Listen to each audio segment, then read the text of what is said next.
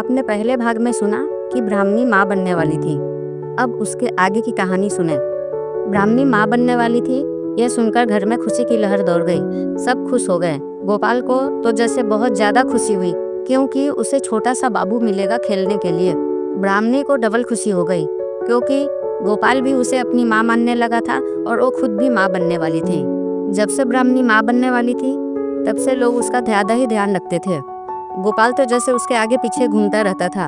वो गुरुजी को छोड़कर अब ब्राह्मणी के आगे पीछे घूमने लगा। इसी तरह हंसी खुशी 9 महीने कब निकल गए पता ही नहीं चला। 9वें महीने में ब्राह्मणी ने एक सुंदर से बच्चे को जन्म दिया।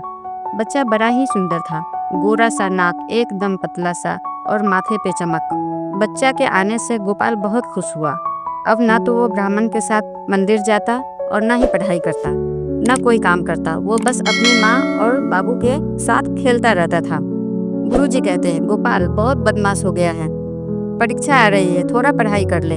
तो गोपाल कहता, हाँ गुरुजी, कहकर गुरुजी की बात को टाल देता। जब बच्चा 6 दिन का हुआ तो ब्राह्मण ने अपनी माँ से कहा, माँ, कल मुन्ने का 6वां दिन है, सो छठी का पूजा करने का शुभ मुहूर्त शाम को 7:15 बजे से 9 बजे तक है। इसी बीच में पूजा की तैयारी कर लेना। तो माँ ने कहा, हाँ बेटा। गोपाल वहीं पे सब सुन रहा था। गोपाल ने पूछा, अच्छा आजी, ये छठी क्या होता है?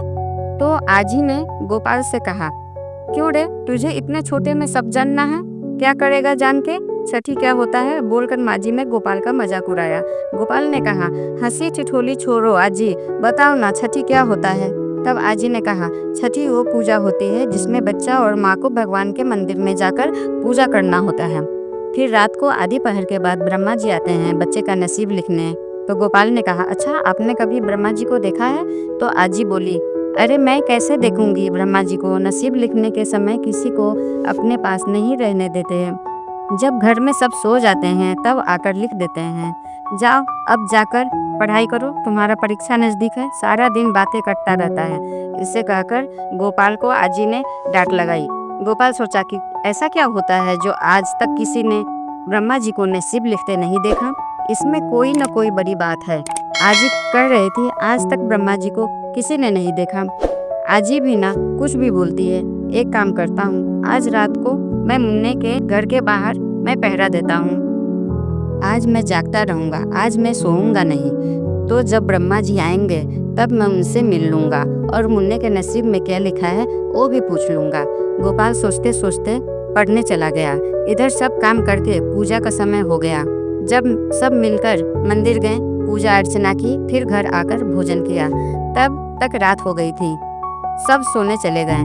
आज साथ में कोई नहीं सोया, सिर्फ माँ और बच्चा सोया। जिस जगह पर वो दोनों सोए थे उसके बाहर गोपाल डंडा लेकर बाहर पहरा देने लगा। आजी ने देखा गोपाल को तो आजी ने कहा, ये क्या कर रहा है? गोपाल, जाकर गुरुजी के साथ सो जा। गोपाल ने कहा, हाँ आजी।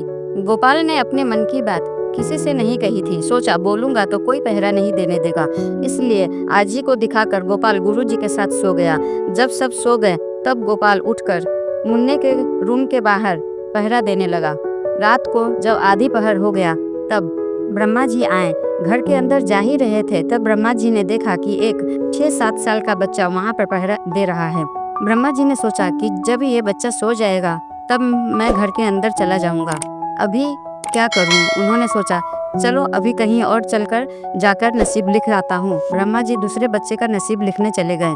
ब्रह्मा जी दूसरे बच्चे का नसीब लिखकर आए तो देखा गोपाल अभी भी पहरा ही दे रहा था। उन्होंने सोचा, ये तो बड़ी गलत बात हो गई। ये लड़का यहाँ क्या कर रहा है? इस बच्चे के सामने मैं अंदर भी कैसे जाऊं? लेट भी हो रहा था, रात का दूसरा पहर निकल गया था। इधर गोपाल सोच रहा था, आज ही कुछ भी बोलती है, इतना लेट हो गया।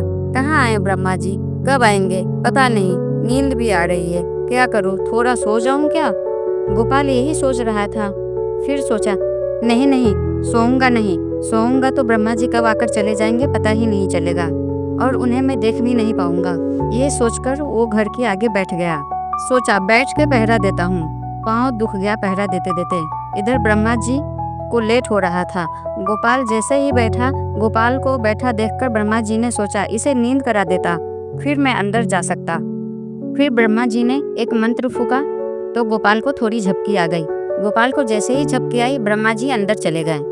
ब्रह्मा जी जब अंदर से बाहर आए तो जोर से निकलने की आहट से गोपाल का नींद खुल गया। गोपाल ने देखा कि एक कोई बूढ़ा आदमी थोड़े दूर जा रहा है। गोपाल ने दौड़कर उनका पांव पकड़ लिया, फिर बोला, ब्रह्मा जी प्रणाम, आपने अंदर बच्चे का नसीब में क्या लिखा मुझे बताइए। ब्रह्मा जी बोले, छोड़ मेरा पाँव, छोड़ बदमाश बच्चा, एक तो पहरा दे रहा था, मुझे लेट कर दिया, दूसरे बच्चे का नसीब लिखने भी जाना है, छोड़ मेरा पाँव। गोपाल बोला, ब्रह्मा जी जब तक आप मुझे बताएंगे नहीं कि आपने उसके नसीब में क्या लिखा, जब तक मैं आपका पाँव नहीं छोड़ने वाला हूँ। ब्रह्मा जी ने सोचा, ये बालक बहुत हठी है, इसे बताना ही पड़ेगा। फिर उन्होंने कहा, मैंने इस बच्चे के नसीब में लिखा है कि ये थोड़ा सा हल्का दिमाग से पागल होगा और एक चिड़िए के साथ में हमेशा बातें करते रहेगा और इसके द्वार पे एक गाय जिंदगी भर के लिए बंधी रहेगी। अब छोड़ मेरा पाँव, बोलकर ब्रह्मा जी उसको झटक के चले गए। गोपाल ने सोचा, ब्रह्मा जी ने इस छोटे से बच्चे के नसीब में क्या लिखा, इस बच्चे की क्या गलती है, ये बच्चा बड़ा होगा तो ये थोड़ा पागल सा रहेगा। गोपाल था तो ये बच्चा जाकर सो गया। क्या हुआ, बच्चा बड़ा होकर सच में पागल बनेगा? क्या उसके द्वार पे सच में हमेशा गाय खड़ी रहेगी? जानने के लिए देखिए अगला भाग।